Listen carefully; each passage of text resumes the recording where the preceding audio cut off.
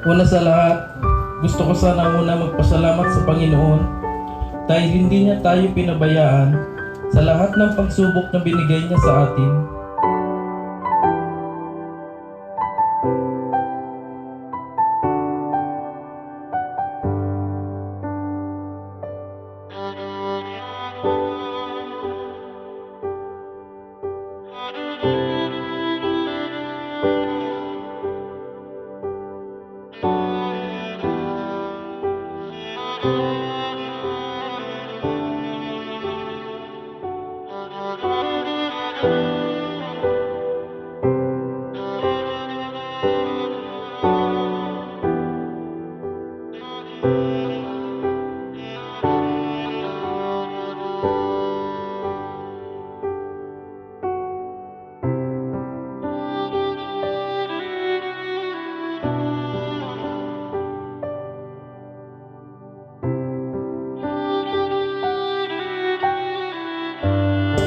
Narito tayo sa harap ng ating mga panauhin na nagmamahal sa atin at nais kong sabihin sa kanila na nahanap ko na ang aking palagi.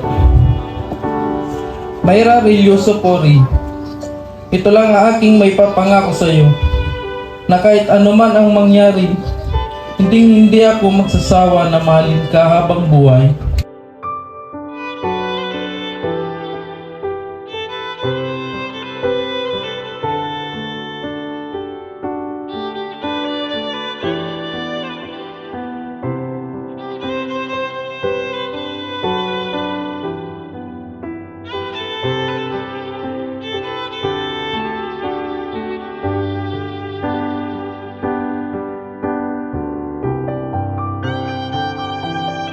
Today, as I stand in front of you, I want you to know that you are my safe place, my answered prayer, and my greatest blessings. From the beginning, you have seen me in ways no one else ever has. You have understood me, supported me, and loved me without hesitations. You are my once in a lifetime, and today, I promise forever, filled with patience, understanding, and love will never give up on us. I love you forever, ito.